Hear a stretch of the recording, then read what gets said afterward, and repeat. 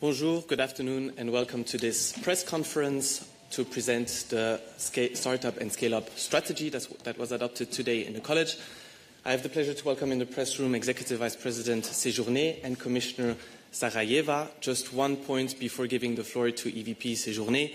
EVP Séjourné will have to leave after the introductory remarks, but no worries, Commissioner Zaharieva will stay with us to reply to your questions. Monsieur le Vice-président. Merci beaucoup. Merci beaucoup. Et puis pour peut-être introduire le sujet et cette stratégie qui est essentielle dans notre stratégie, y compris industrielle, puisqu'elle concerne les startups qui sont elles-mêmes les futures industries de demain. Je voudrais peut-être vous donner 2 chiffres qui illustrent la pertinence sur lequel nous avons basé toute la réflexion et qui sera détaillée par la commissaire Zaharieva juste après et qui nous permet d'illustrer en quelque sorte le chemin à parcourir et les enjeux que nous avons autour de cette question. D'abord, vous dire qu'il se crée aujourd'hui plus de start-up en Europe qu'aux États-Unis. Et c'est une chance. Nous avons un environnement à la fois éducatif, sur notamment les compétences. Nous avons également un environnement économique qui est favorable à la création, à l'innovation, et nous devons le garder. Mais seulement 8% des scale-ups mondiales sont basés en Europe. C'est pour vous dire également le chemin à parcourir et sur lequel notamment la stratégie repose aujourd'hui. Un deuxième chiffre qui illustre également notre intention sur cette stratégie ambitieuse. Au cours des 15 dernières années, près de 30% des licornes européennes ont délocalisé hors de l'Union européenne et donc c'est l'enjeu de pouvoir garder chez nous les startups qui ont réussi, qui sont en période de croissance et sur lesquelles un besoin de financement s'opère. Nous avons besoin de traiter ce sujet à grande échelle et donc de pouvoir faire bénéficier de tout notre environnement des startups un financement fort. C'est tout l'enjeu de l'Union des marchés de capitaux également. C'est tout l'enjeu de la disponibilité de l'épargne des Européens sur lequel on est déjà revenu ici en conférence de presse, mais qui est un enjeu pour nous important dans cette période en plus de géopolitique tendue et sur lesquelles les vraies différences de compétitivité sur ce secteur se jouent dans l'année 2025 et dans l'année 2026. Voilà, je ne serai pas plus long, mais je trouvais que ces 2 chiffres-là illustraient parfaitement bien sur lequel les enjeux sont portés et surtout le travail de la commissaire Zaharieva pour vous présenter aujourd'hui cette stratégie Startup Scale-Up. Merci. Commissioner, please. Thank you, dear Stéphane. Thank you for being here, to those who are here in the room, but also present. As Stéphane said, it's a real important moment for European competitiveness, for European innovators. And I think that today the College, improving this strategy, has taken an important step to make Europe the best place for innovators. The best place to start, to scale, and to stay. What you said, it was really very important. Our President made it very clear when she announced the new college 6 months ago in the Parliament that startups and scale-ups are top priority for this Commission. And I hope that today we deliver on that promise. Our innovators don't just build companies, they create jobs, I would say high-quality jobs. They turn the ideas into the solution that improve and sometimes save lives.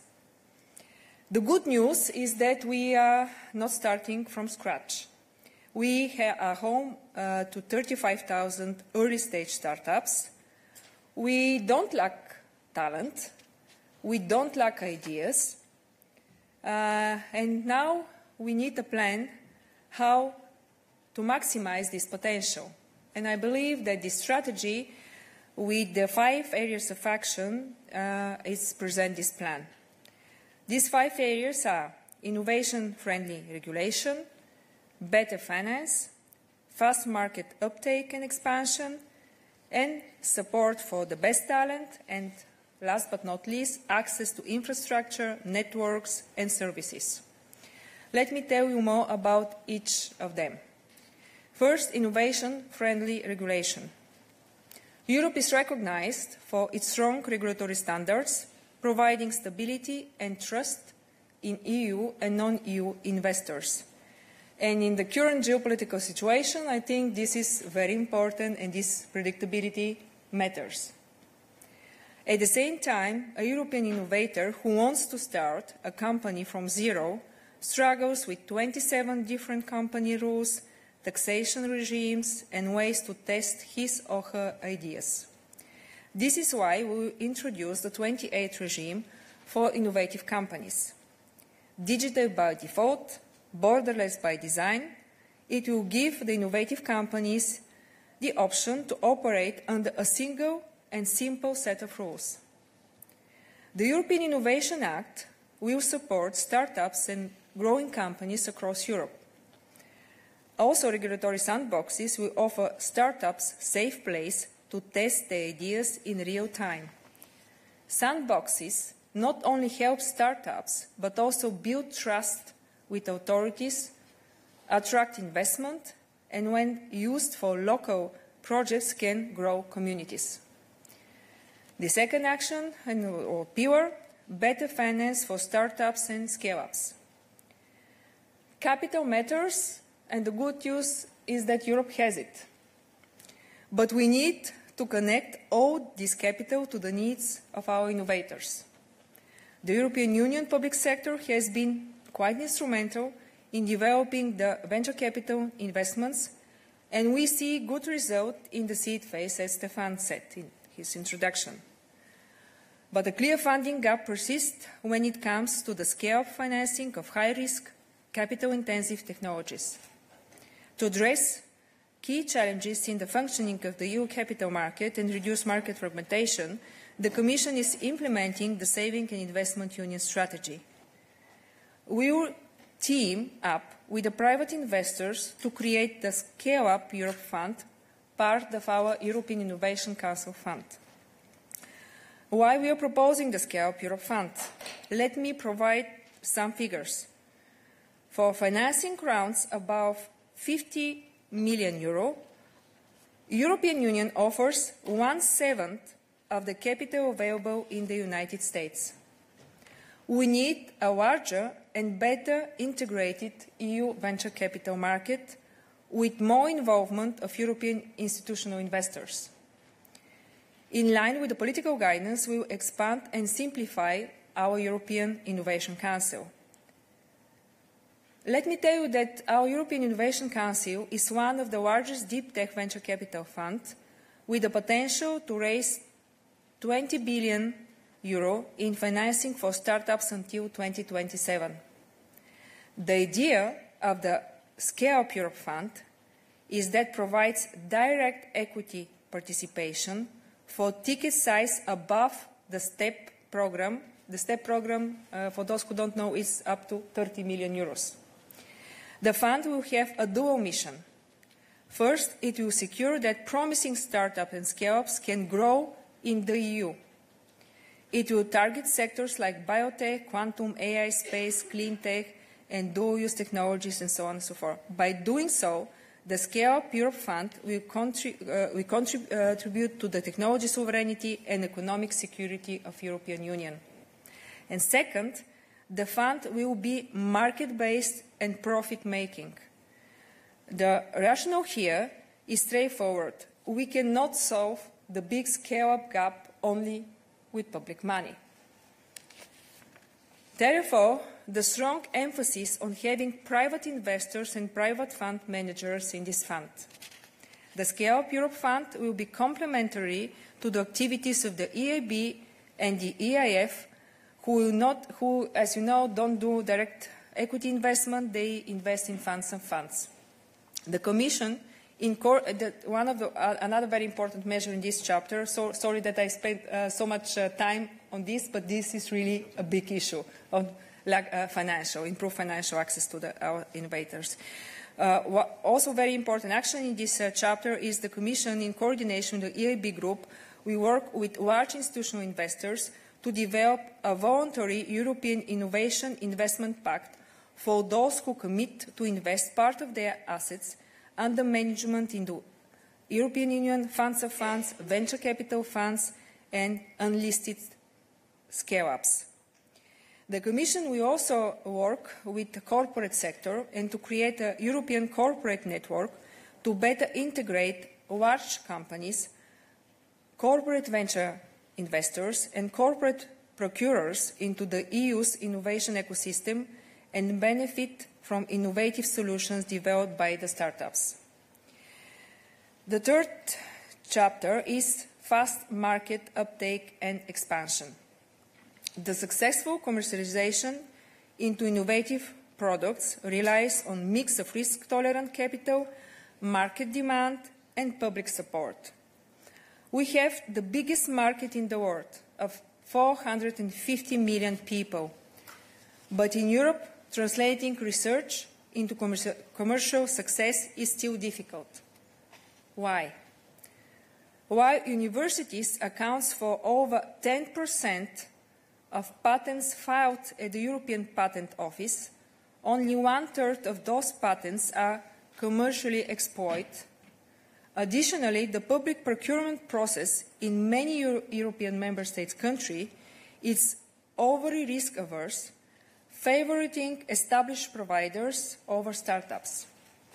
In the context of the revision of the EU Public Procurement Directive, the Commission will seek ways to improve and simplify the access to public procurement, taking into account the needs of startups and scale-ups, and I look forward to work together with Stéphane and his team on this. The Commission will launch a Lab to Unicorn initiative to accelerate the commercialization of research results. Under this initiative, the Commission will support leading European startup and scale-up hubs, which we have, rooted in strong university ecosystems, to network and collaborate across borders. Support for the best talent in Europe. Very important part.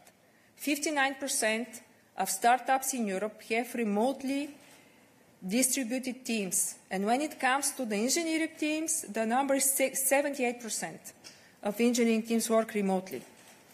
This trend has helped prevent regional brain drain and enable startups to access a wider pool of European talent while minimizing operational costs.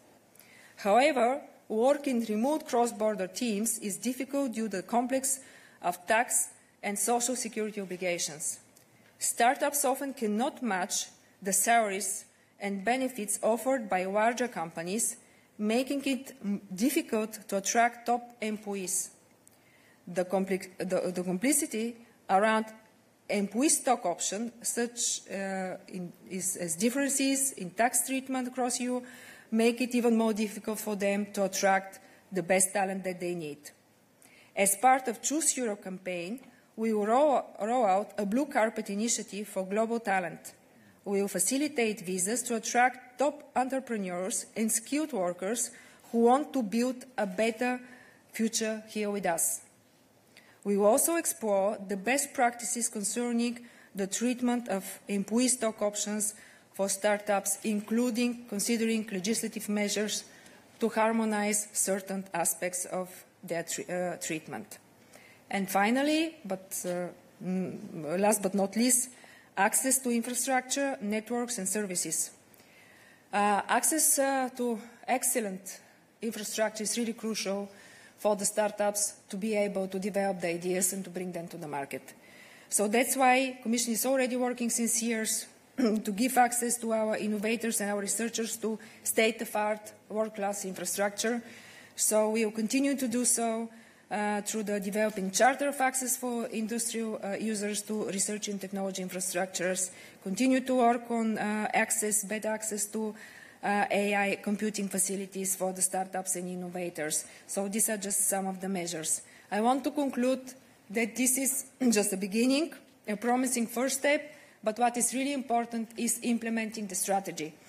So this is a long-term, sustained efforts to put all the 25 measures that we have in the real actions. And this is really a teamwork. I want to thank all the members of the college who have supported this strategy, but to the members of startup community who I met during this journey. They were very active.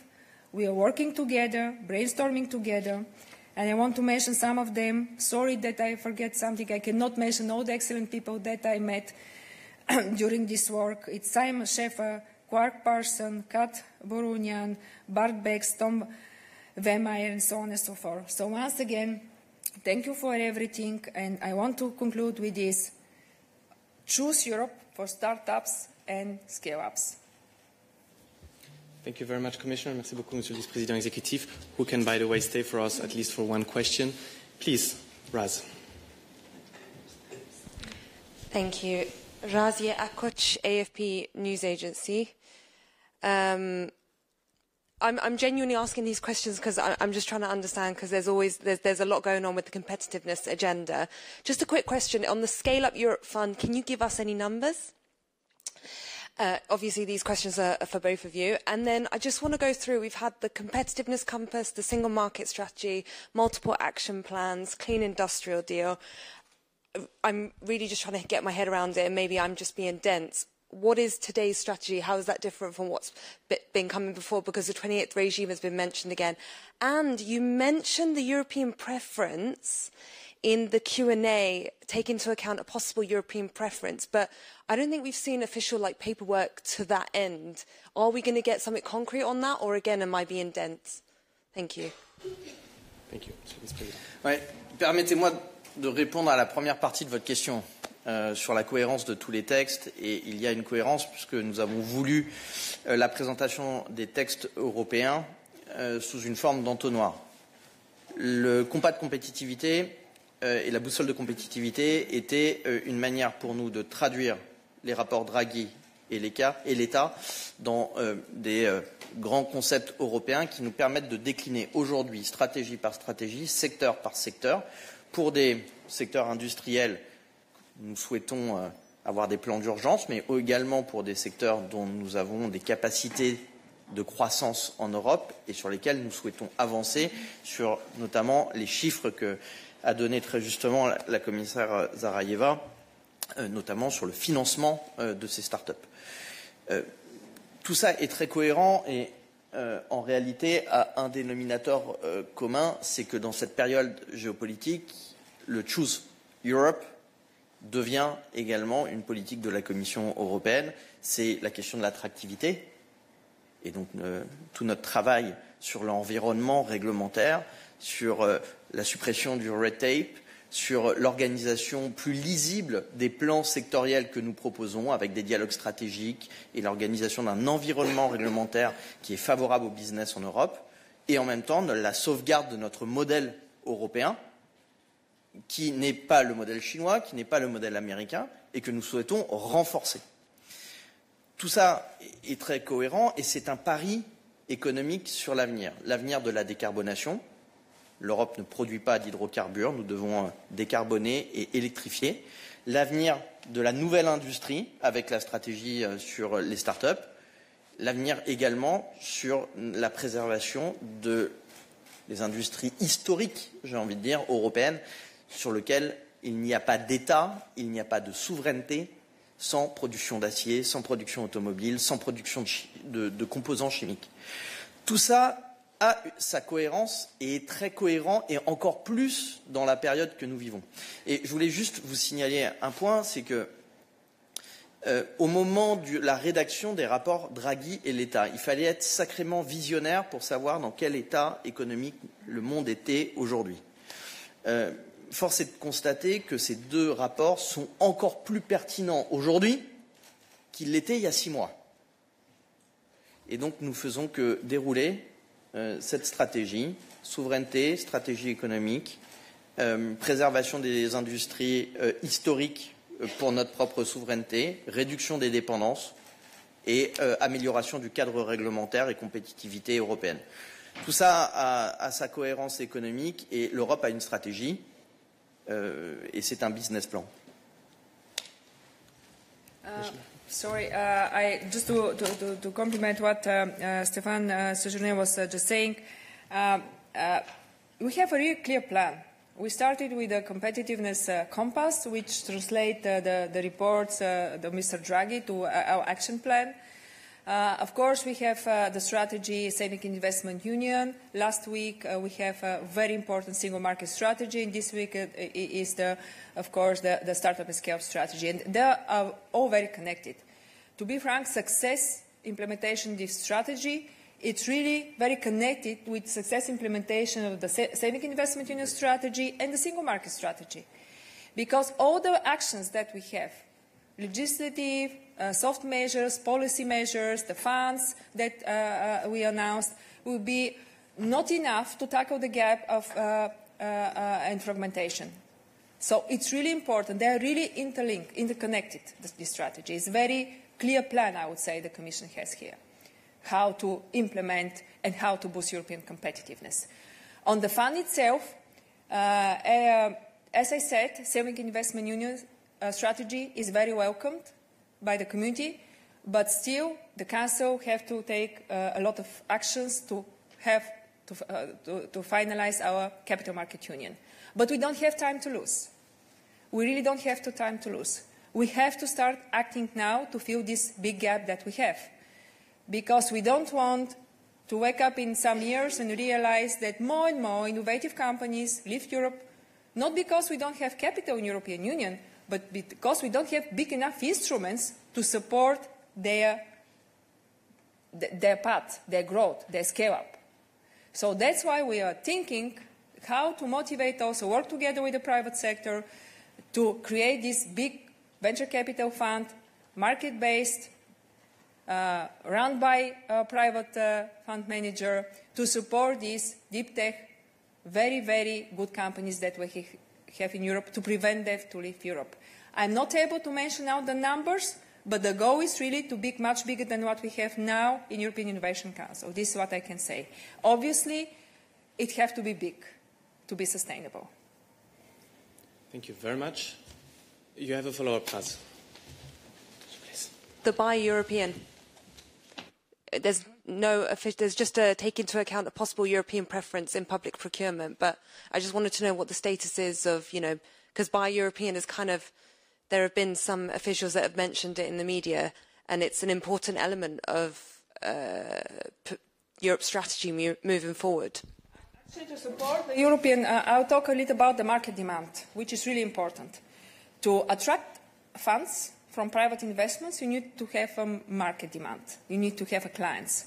And what the success story shows, that actually almost always, one of the biggest disruptive innovative companies in the world are first supported by the public sector.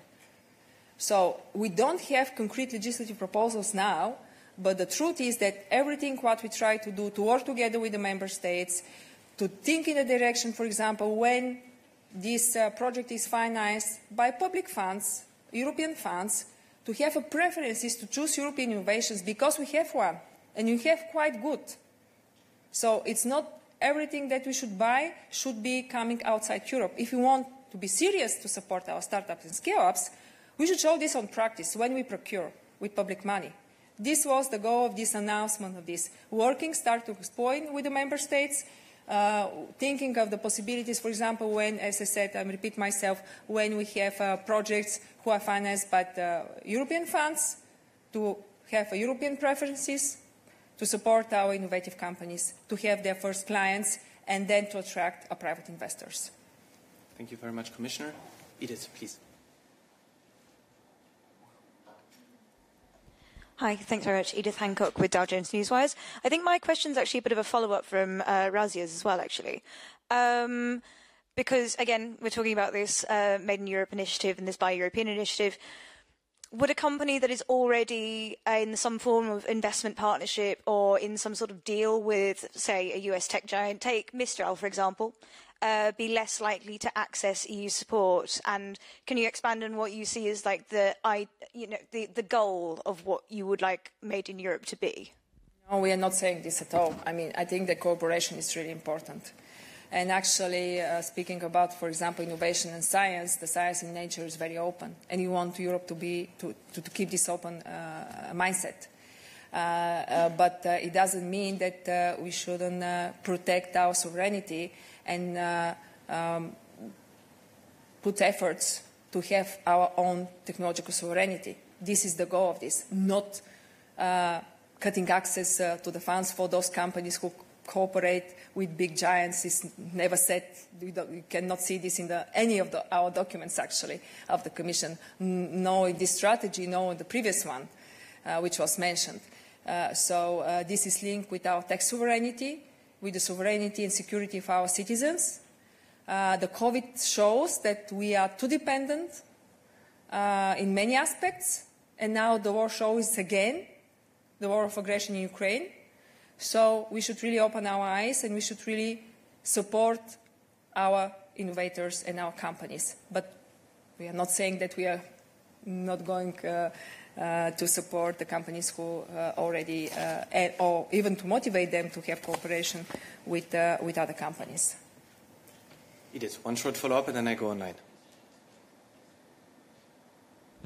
Thanks very much. Yeah, just to follow up on that. So I guess what I'm trying to get at is quite often with these partnerships with big tech companies, if a European startup does well, the US company in turn gets a good revenue, gets a little boost. Doesn't that kind of scupper a little bit of the effort of creating tech companies that can actually compete with these US tech giants? By just sort of like, making the tech giants more successful? Look, to create the European tech giants, it's really something that we strive, and that's why one of the measurements is how many unicorns we did create it and stay in Europe. But let's be frank, not all the startups actually will become a unicorn on Centaurs, and it's not the goal of the strategy. Actually, even small startup innovative companies create jobs, quality jobs, it contributes to its community. So I don't see any controversial here to support and to try to have a European giants, world companies, and European, but also to have cooperation with others. I don't see any problem in this. No. Very clear. Thanks a lot, Commissioner. Let's go online to Maximilian, please. Please activate your camera and the sound. Yes, thank you. Maximilian Henning for Tagesspiegel Background. I hope you can hear me. Yes, we can hear and somehow see you. Okay. Oh, wow. Yes, that. Please go ahead. Nope. That's not optimal. Okay. I have a question on the European Innovation Act, specifically the granting of access to European research and technology infrastructures. You mentioned the high-performance computing joint undertaking and the AI factories.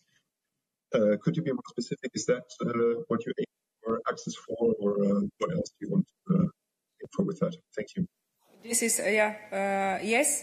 Actually, because the Horizon Europe program, it's contribute a lot to the grants for development of these infrastructures, and we think that it's really important to have privileged access to our researchers and innovators to develop their projects in these facilities. Yes, so this is what I meant. But this is one example. It's not only access to this particular infrastructure. Thank you. One last question before we have to close. Raz, please. I don't know if the European Commission has commented yet on the US move to suspend student visa processing. And because of previous remarks that you've made, I was wondering, would you invite any foreign students that are having issues to apply to Europe?